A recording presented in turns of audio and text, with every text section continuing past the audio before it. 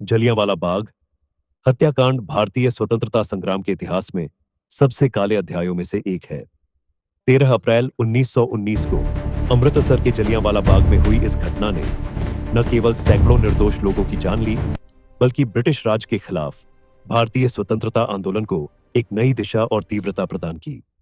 जलियांवाला बाग अमृतसर शहर के केंद्र में स्थित एक सार्वजनिक उद्यान है। यह लगभग 6 से 7 एकड़ का एक बंद मैदान था, जो चारों ओर से ऊंची दीवारों और इमारतों से घिरा हुआ था। इस बाग में प्रवेश और निकास के लिए केवल कुछ ही संकरे रास्ते थे, जो बाद में इस त्रासदी को और भी भयावह बना देने वाले थे। यह स्थान स्वर्ण मंदिर से बहुत दूर नहीं था और स्थानीय लोगों के लिए एकत्रित होने का एक सामान्य स्थान था। 1919 से पहले यह एक साधारण सार्वजनिक स्थान था, लेकिन 13 अप्रैल 1919 के बाद यह भारतीय इतिहास में एक पवित्र और दर्दनाक स्मृति का प्रतीक बन गया। प्रथम विश्व युद्ध 1914 से 1918 के दौरान भारतीयों ने ब्रिटिश सरकार का भरपूर समर्थन किया था। लगभग 13 लाख भारतीय सैनिकों ने युद्ध में भाग लिया। भारतीयों को यह वादा किया गया था कि युद्ध के बाद उन्हें अधिक स्वशासन और राजनीतिक अधिकार मिलेंगे। युद्ध समाप्त होने के बाद ब्रिटिश सरकार ने अपने वादों को पूरा करने के बजाय मार्च 1919 में रॉलेट एक्ट पारित किया। इस कानून को काला कानून भी कहा जाता था, क्योंकि इसने सरकार को बिना किसी मुकदमे के किसी भी व्यक्ति को गिरफ्तार करने की शक्ति दे दी। पंजाब प्रांत में विरोध विशेष रूप से तीव्र था।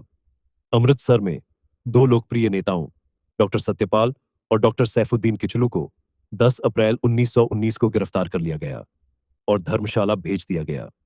इन नेताओं की गिरफ्तारी से लोगों में गुस्सा भड़क उठा। 11 और 12 अप्रैल को अमृतसर में हिंसक प्रदर्शन हुए। कुछ सरकारी भवनों और बैंकों को आग लगा दी गई। कुछ यूरोपीय लोगों पर हमले हुए और मिस मार्सला शेरवुड नामक एक अंग्रेज मिशनरी महिला पर हमला हुआ। हालांकि उन्हें स्थानीय भारतीयों ने बचा लिया। इन घटनाओं के बाद brigadier general Reginald Edward Harry Dyer को अमृतसर में कानून व्यवस्था बहाल करने के लिए भेजा गया। डायर एक कठोर और क्रूर अधिकारी था, जो भारतीयों के प्रति घृणा और तिरस्कार की भावना रखता था। उसने 13 अप्रैल को सभी सार्वजनिक सभाओं पर प्रतिबंध लगा दिया, लेकिन इस आदेश को शहर के कई हिस्सों में ठीक से प्रचारित नहीं किया गया। 13 अप्रैल 1919 का दिन बैसाखी का त्योहार था, जो सिखों और पंजाबियों के लिए बहुत महत्वपूर्ण है। हजारों लोग धार्मिक उत्सव मनाने के लिए अमृतसर आए थे। इसके अलावा कई लोग गिरफ्तार नेताओं की रिहाई की मांग को लेकर भी एकत्र हुए थे। दोपहर के बाद जलियांवाला बाग में एक शांतिपूर्ण सभा आयोजित की गई। अनुमान है कि लगभग 15,000 से 20,000 लोग वहां एकत्र हुए थे। शाम लगभग 5:15 बजे जनरल डायर 90 सैनिकों के साथ जलियांवाला बाग पहुंचा। उसने अपने सैनिकों को बाग के एकमात्र मुख्य निकास के सामने तैनात किया और बिना किसी चेतावनी के भीड़ पर गोली चलाने का आदेश दे दिया।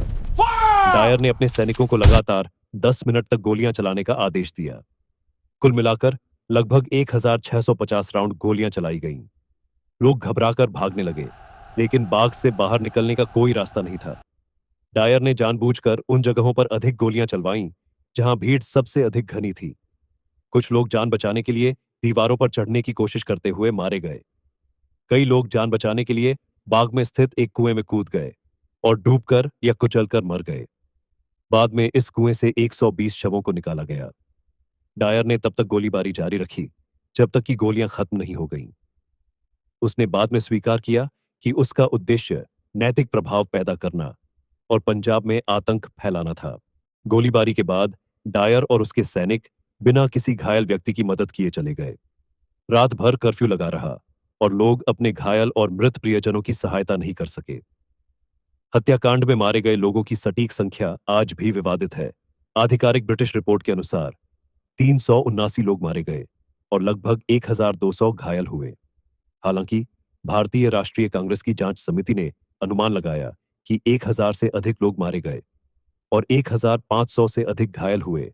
मृतकों में पुरुष, महिलाएं, बच्चे और बुजुर्ग शामिल थे।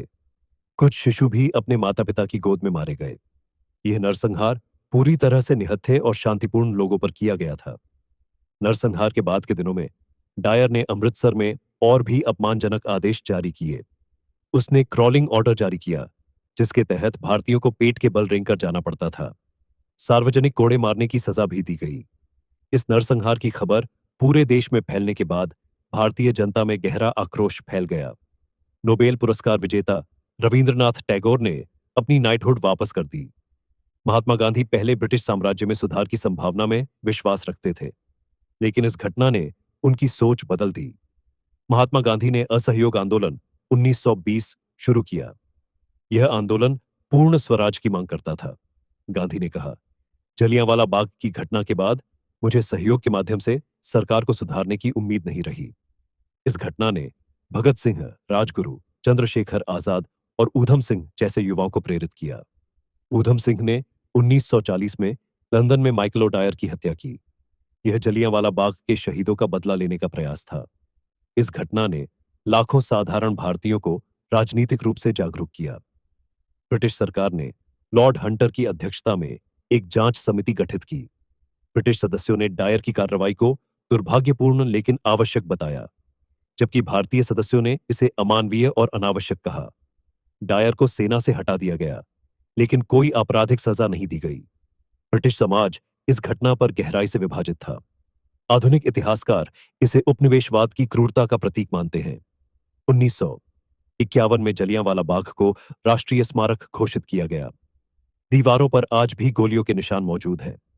जलियांवाला बाग केवल एक ऐतिहासिक घटना नहीं, बल्कि बलिदान और चेतावनी का प्रतीक है। आज 100 से अधिक वर्षों बाद भी यह स्थान हर भारतीय के दिल में जीवित है। जय हिंद, वंदे मातरम।